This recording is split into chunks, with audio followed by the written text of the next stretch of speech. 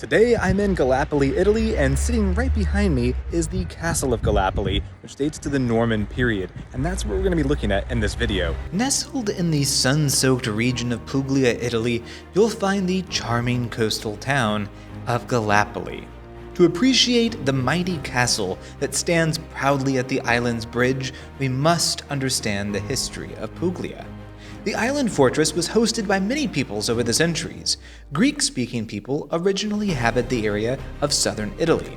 To the Romans, this region was known as Magna Graecia, or the Greater Greece. It covered the regions of modern-day Calabria, Apulia, which is Puglia, Basilicata, and Sicily. It was colonized by Greek settlers beginning in the 8th century BC, resulting in flourishing Hellenic or Greek culture that significantly influenced the development of ancient Rome. After this, the region was inhabited by various Italic tribes, such as the Messapians, the Pausicians, and the Daunians. The Messapians are believed to be those who inhabited the city of Gallipoli in the 3rd century BC. They are likely the ones who erected the first known fortifications in the area where the modern castle sits. During the 3rd century BC, the Romans were on the rise and conquering Italy region by region. The tribes of Puglia put up a stiff resistance to these advances, but during the Second Samnite War, which lasted from 326 until 304 BCE, Rome succeeded in conquering the region. The Romans took advantage of Puglia's strategic position along the Adriatic Sea, constructing a vital network of roads that connected the region to the rest of the empire.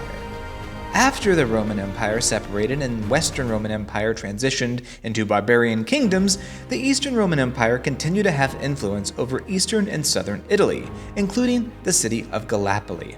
Today, we often refer to the Eastern Roman Empire as the Byzantine Empire. Byzantine control of southern Italy lasted up until the 11th century. It's at this stage that the first verifiable archaeological evidence of a fortification can be seen on the site of the current castle.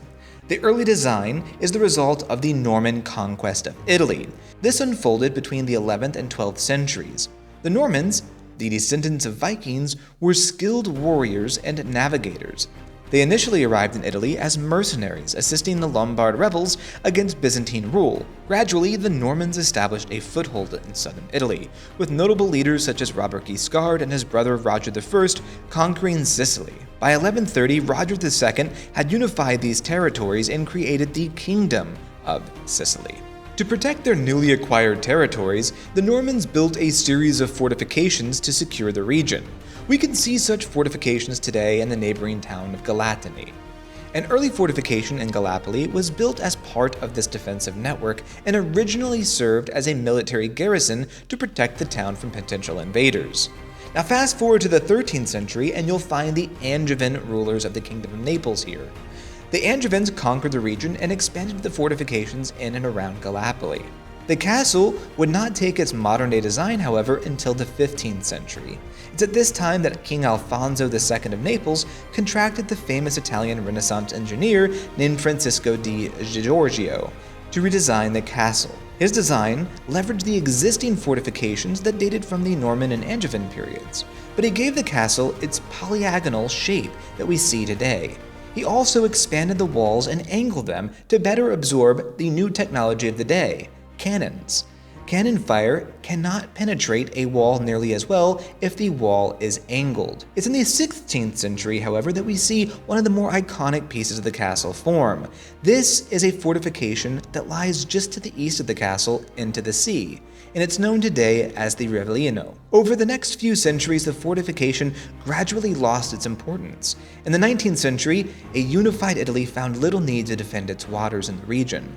During the 20th century, the castle fell into disrepair, but by the end of the century, it was restored to its former glory, and today, visitors can tour the castle for only €5. Thank you for listening. If you've liked this video, like and subscribe down below, and also let me know in the comments if you'd like to see more videos on medieval castles.